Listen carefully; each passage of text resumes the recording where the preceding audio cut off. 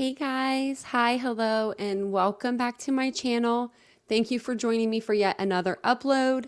This is basically going to be a few uploads I'm going to do, so if you see me in the same outfit, that's because I haven't gotten up out of this chair. I'm breaking down our past live. I did put a lot of information out there, so I just wanted to break it down for you guys in case you guys missed anything. So the first video that I'm going to be showing you guys is Nancy Grace. She's going to weigh in on her thoughts on the new evidence that's come to light in IdahoFour case. She's going to go over if Bryan Kohberger had been following the victim since 2021 or if this is something new that he has just started doing. In my own opinion, I think that they just got the search warrant to go all the way back to 2021. That way it covered more ground. That's my personal opinion on it, but let's go ahead and get Nancy's opinion. So without further ado, let's go ahead and get right into it. Don't forget to like, subscribe, share for engagement. You know you truly mean the world to me, and I'll see you guys in a few minutes. The man accused in the murders of 4 beautiful University of Idaho students. In the last hours, we learned that the search warrants executed by law enforcement could be more crucial than we could ever have imagined. What do I mean? We learn that law enforcement looking for activity on multiple social media platforms, including TikTok, Google, and Tinder. Did Bryan Kohberger identify at least one of his murder victims as long ago as 2021? Now, what does that mean? We know that he left DePaul University, where he had gotten his master's degree in criminal studies, and he I just want to point it out that she does say DePaul University. She means DeSales when she says that. traveled to Washington State University after getting accepted there in the PhD program in the same field. Criminal justice was a fascination with one or more of the Idaho slave students his reason for traveling over 2,000 miles from home. Guys, thank you for being with us. I'm Nancy Grace, and joining me is Cheryl McCollum, who was just recently inducted into the Law Enforcement Hall of Fame. She's a forensic expert. She's the star of a hit podcast, Zone 7, and she is the founder and director of the Cold Case Investigative Research Institute. Cheryl, are you surprised?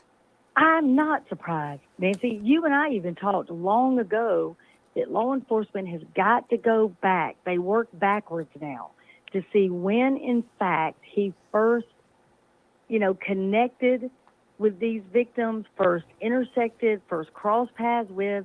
They've got to find that out because that's going to add to the timeline. When did he first see a photograph? When did he first email? When did he first, visit with them at the coffee shop or the restaurant or on campus? I'm thinking about his trek from where his family home is in the Poconos all the way to Washington State University. Think about it, Cheryl. Why would he choose to venture nearly 3,000 miles away to get his PhD? Why? Now, maybe they gave him a scholarship. Maybe that was the only place he got accepted. I'd want to know all those answers, why he chose WSU. It's a fine school. I'm not saying that it's not. I'm saying what motivated him to do that. We learned that And I think TikTok. that, Go ahead. I was just going to say, I think that's going to be an important thing when they show how many programs did he apply to, how many was he accepted in, how many times did he visit the campus. Then if he had seen these girls online, he would have to then figure out, well, you know what, I was going to say how to find them, but they made that abundantly clear, very innocently and without any guile, by posting the lives they were living, their friends, what they were doing, where they were going, like everyone does, and geotagging. So he knew exactly where they were, Cheryl. He knew, and again, he knew in real time. All you've got to even do is look on a sorority's website, and they'll tell you when they're having day parties, when their formal is, where it is, what time it is. So you can locate people very easily because their lives are so public now. I mean, look at this timing. We know that Kohberger was in the very first weeks of his program. He had just really gotten started in his PhD program. And that means 2021, he wasn't even there yet, Cheryl. Well, not only that, Nancy, it was a quick, succession to when the crimes occurred. He wasn't on campus long before the murders happened. So again, this escalated very quickly. And of course, the Extremely girls fast. were already there, because remember, one of them had already graduated and had taken a job in Texas and only came back to show her friends her new vehicle, right? Remember that? So they were there. That's those heartbreaking parts. Yeah, they were there in 2021. So did he find They them? were sophomores. Yes, they were already there living the life and posting. So let's analyze this thing. In 2021, he was, I guess, looking for PhD programs. He was there at DePaul and then travels all the way across the country. And the reason we're getting this strand of reasoning is because we now learn that search warrants executed to various social media platforms date back to 2021. They want information all the way back to then. Now, they are looking at TikTok and Google for the three women, Xana, Kelly, and Madison, and Tinder for Kelly Gonsalves and Maddie Mogan. They're not looking at Tinder for Xana, and I noticed specifically that they're not looking at Ethan Chapin's social media back to 2021 at all. So, what do you make of that? I make of it exactly what you and I said from day one. The targets were on the third floor. There was no reason, once he gained entry to that home, that he would go to the third floor first. Men are A to B people. They like an exit route. By going to the third floor, he had no exit. He would have had to traverse back down the steps, passing another bedroom, possibly getting caught, possibly being seen. But when he came in, he made the decision to go upstairs first. And we know that because you've got a witness that heard it. She heard a commotion that she thought was, them playing with the dog or something. And then she knew the other victim was awake on the second floor because she saw her talking to the killer. So we know that. So why would he enter that home and immediately, without searching, without looking around, go upstairs? Because that was his target. And he already knew the layout of the house. He already knew who was in what bedroom.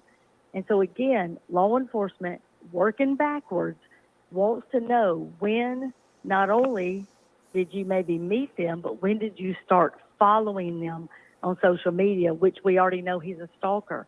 He took those 12 weeks, Nancy, and followed them. They've got him on video. They've got his phone pinging. They've got him getting a traffic ticket. He was in that area for the 12 weeks leading up to the murders. Cheryl McCollum, legal eagles and sleuths have been hypothesizing that possibly Kohberger met the girls on a school tour.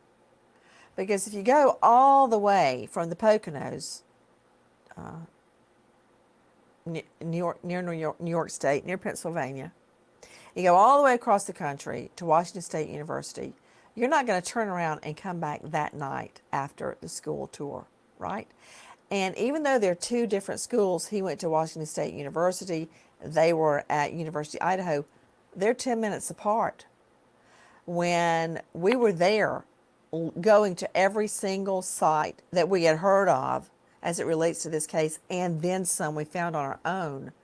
We drove the distance. A lot of people from WSU come over and go to the Mad Greek, where one of the victims worked. Go up and down that. There's a main street where all the stores and the restaurants are. There's just a main hangout area. It's a pretty neat area where the Mad Greek is. I could easily see Kohberger coming over there to just look at it, walk it, see what it's like before he decides to go there. And coincidentally, that is where one of the girls worked.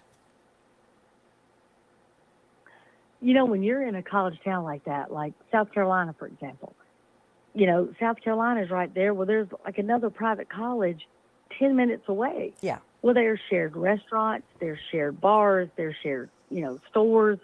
So a 10-minute ride, there was some restaurants that were indicative of what he liked, like the vegan type restaurants. Again, a possibility of where he met them because they worked there. But it's not a far trek at all. And you did such a remarkable job because you and I preach you have to drive what the killer drove. You have to walk where he walked. You've got to see it, literally boots on the ground. When you did the first drive-in tour from the apartment to the crime scene, and then you walked and you stayed out in front of the house so that we could literally see where the fraternity house was, where the other apartments were, it was a remarkable shift for me to know that not only was he stalking them, again, he took some exit routes away. You know, their parking lot is in one way, out one way. And when he got the traffic ticket, again, he's right there. So we knew there was a great possibility that he was going to be on video from the stores and from that other apartment complex. It was an extraordinary job. Well, thank you. I'm just trying to place in my mind everything that I saw there, Cheryl McCollum, with what we're learning now, specifically about the execution of these search warrants. We're learning dating back as far as 2021. Why? What does that mean? It suggests that LA law enforcement believes that Kohberger was communicating with, or at least trying to communicate with, at least one of these girls long before they were murdered. What else do we know? We know right now that Kohberger is obsessed with coverage of his own case. We've been told that cable TV charged by the minute, Cheryl McCollum, and he is glued to his TV while the other inmates all have to share a TV. He has his own.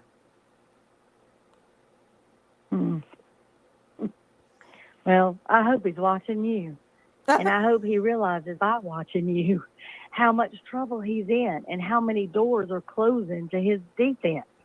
They have got so much on him from his phone. I guarantee you by now from his computers. They're adding to that the social media from the victims. And when it shows that he knew them possibly prior to him going to school there, I mean, that's something a jury is not going to be able to do anything with but just be shocked and disgusted. Can you imagine him going to one of the sorority or the fraternity parties and just blending in? Although he doesn't seem like the kind of guy that could blend in. I mean, you see this guy. The other day, I was on my iPad reading about Bryan Kohberger, and there's that, well, there's so many, but there's one photo in particular where he's got on his orange prison suit, he's handcuffed, and he's walking into the jail or to court, one or the other. He's being escorted by law enforcement, and he looks over at the camera. That was the picture up on my iPad, and Lucy just walked by, my little girl, and went, "Oh my stars, look at that death stare." And she's just 15. So a death stare. Then, of course, John David ran over and started comparing it to other people that he thinks has a death stare. Long story short, even my 15-year-old twins said, "Oh, creep. I wouldn't get near him. Stay away. Stay." Lucy was saying, "Stay away, Mom. Stay away." So you think he could really blend in at a sorority party? No way. Zero chance. Not blending in. Zero chance. Okay, so Wait, how do we get he's off on the him kind at a of guy sorority party? I think that was my fault. I mean, at a but the sorority party, idea can of you it. imagine this guy after a couple of glasses of hooch?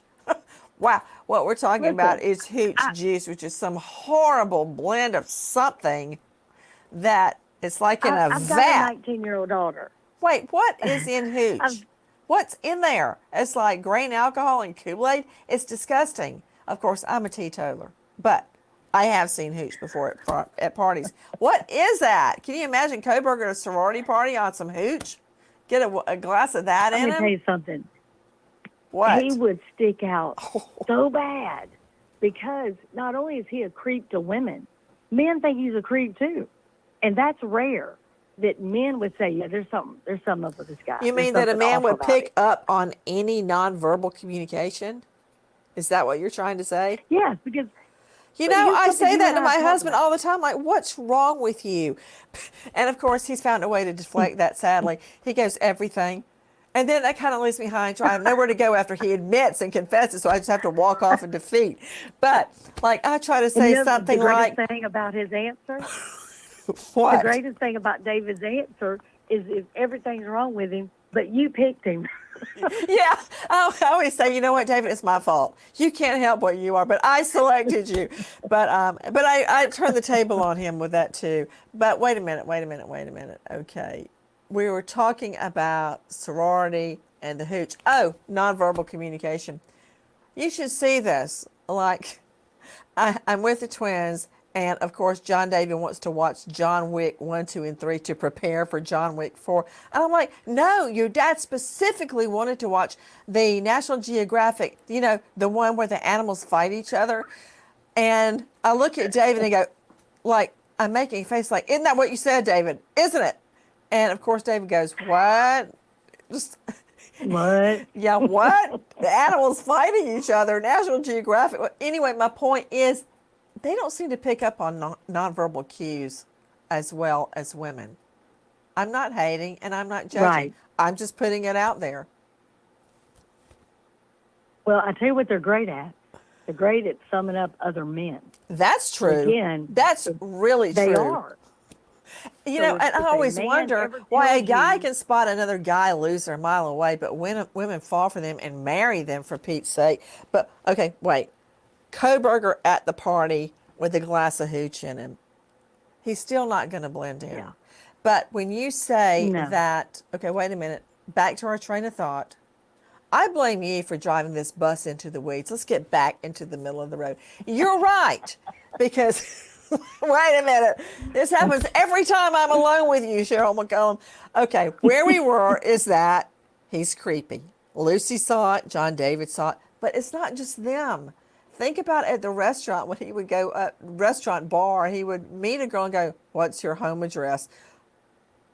Of course, they ran Right. from that, and to the point where he put off so many women that they asked him to please stop talking to women or just leave and don't come back. Remember, there's that incident. And then there's the teaching Yep. assistant incident where he seemed to pick on women to the point that he was going to lose his teaching assistant position as a PhD student. It's not, oh, and I spoke to a student there, and she told me that he had a reputation for being really hard and picking on girls. So if it was just one person saying it, you could discount it. But Cheryl, there's so many people saying it that he was just But off-putting. Nancy, What? I think we got to be clear though. If you're somewhere and Denzel Washington walks up to you and says, "What's your home address?" Honey, I'm gonna say 16 North Lake Drive. Come on. Yeah. You may be tempted, but I will do nothing to lose full custody of the twins. I don't care if it is Denzel Washington. You know, why am I You know what I'm fantasizing saying. with you about Denzel Washington? This is about Bryan Kohberger and the search warrant and his obsessive Right. watching of TV of himself. It's by the minute you have to pay. By the minute. And he apparently watches it obsessively. Okay, so we know he's obsessed with watching himself on TV and coverage. We also are learning his family has not visited him at all. What does that mean? Well, they may not be visiting him, but somebody's paying for that TV. So we either Exactly. have mom and them spending and putting money on his books, where he's got some, unfortunate female that thinks, he's going to now fall in love with her like they sometimes do. But again, he is focused on himself, which has been his problem since he was about 4. And this is nothing unusual. His family probably is not going to make the trip as much as anything. I think his sister has already made some statements. I think his father has made some statements, but they are in a horrible position. They are probably being ostracized by friends and family. They don't know where to go. They don't know what to do with this. I'm sure they want to support him on one hand and think this cannot be true. But on the other hand, they also know what they know. They know he came home and washed his car for the first time ever. He took the trash out probably for the first time ever. He did dishes, which doesn't make any sense. He's never done that before. So they know he was acting oddly, that he's done some things that have been odd for years. This is not something that's going to catch them completely off guard. What's interesting? How many times in a murder case and other cases, maybe not drug cases where you've got a doper in the neighborhood, but I'm talking about person-on-person cases like murder, assault, domestic violence, rape, sodomy, child molestation. Person-on-person cases. When you go in the neighborhood, you hear people say, I know that was a weird dude. That was one freaky guy. And they can never quite put their finger on it, and then they get arrested for a violent crime. Mm-hmm. Same thing here. All the time. All the time. And it is the same thing here. Even not just the neighbors. If you listen to what his, quote, friends said about him, he was mean to them. He would be rude to them. He would say things that were off-putting. He would say things that were bizarre and vulgar. So these are people that are his buddies, his cohorts, the people he hung out with. If the closest people to you, that's how they're describing you, well, there you go. Well, they may not recognize him now, because another revelation is that he has lost a ton of weight behind bars. He was already tall and lean, but now he's apparently lost a lot of weight behind bars, and that brings to mind 2 things. Number one, Ted Bundy, who escaped from jail. Was that his first or second escape, Jackie?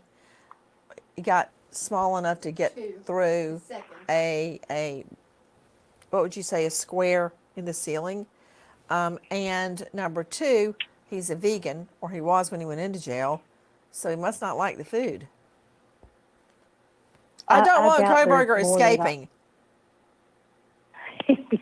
I doubt there's 2 or 3 things he can eat a day, and it's not what he's used to. Again, if you look at the places that he frequented, they were nice, upscale restaurants. That ain't where he is today. And also, the thing about jail is you're surrounded by other people. Even if you have a cell by yourself, right across from you, either side of you, it's loud, it's disgusting, it smells, it's constant. It's not like he's just relaxing and hanging out.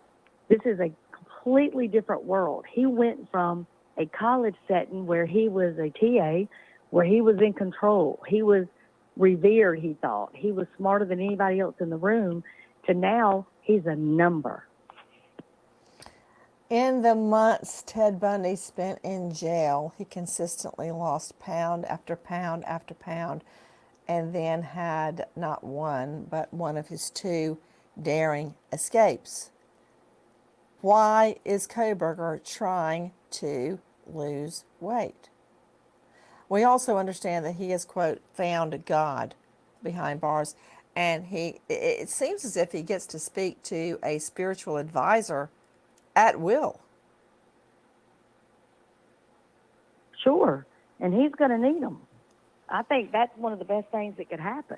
He needs somebody to help him, because if he stays alone in that cell, and he's talking only basically to himself, and he has no parents visiting, no siblings visiting, no friends, nobody, the spiritual advisor can at least hopefully walk him through some of the issues that he's going to be having inside.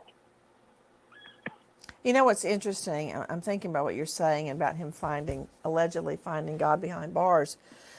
Well, Another thing is a diversion, because you get to talk to somebody else. It's not an inmate screaming at you from the other side of the bars.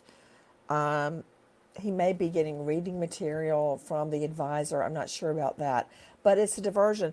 I remember very well prosecuting inmates would suggest they were going to enter a plea, and just to have the trip out of the jail on the county bus to come to the courthouse and Sure. be somewhere different than in their jail cell. So for all I know, that's what's happening with his spiritual advisor. It's just a diversion. Hey, we got people that plead not guilty so they can just go to trial to order what they want for lunch. I get it. You're now stuck there. The reality of what the rest of your life is going to be is hitting you. But I am not going to discount anybody from trying to get right with whatever higher power they might need. Maybe he'll even come to it and say, you know what, I'm going to confess to everything. I mean, if you're really walking that path, then freaking walk that path. You know, Cheryl McCollum, I doubt that's going to happen. But I just want to touch one last time on these search warrants. If this were anybody else other than someone like Kohberger, I would say, no way. Kohberger is a whole nother thing. He is the kind of person that would follow somebody from 2021 to the time of the murders. I could see him doing that, obsessively watching their every move. Could you see that? I can see that. And you remember, you and I have a friend in common that's an FBI agent that said that he taught his daughter not to smile at strangers because a stranger could take the wrong message from you smiling at him. And he taught her that all the way through college. He would say, don't do it, don't do it, don't do it. Kohberger might have got it in his head that somebody liked him, that somebody was his girlfriend, that somebody was going to be the love of his life. And if anything changed, like her moving out, her going to Texas, whatever prompted him to do what he did, I think, again, came from the third floor. One of the victims wasn't supposed to be there. And again, a strange car did not deter him from going in. I think because he already knew it was her.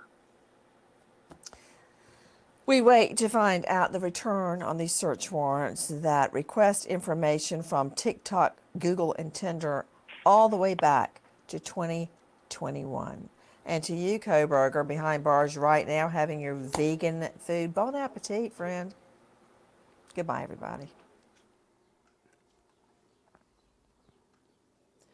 Okay, so how long do you guys think that Kohberger was stalking the victims? Comment your thoughts below. I would love to know what you guys think of this video. Also, I wonder what he looks like now. It has been 3 months since we have seen him, since he was in court. So I wonder if he is smaller. Probably so. I mean, jail isn't there to accommodate you. They're not there to give you vegan meals on the fly. Kitchen's closed when kitchen is closed. So without, that being said, thank you guys so much for joining me for yet another upload. Don't forget to like, subscribe, share, all that good stuff. It really does help my small channel grow. And I love you guys, and I'll see you guys all in the next video. Bye, guys.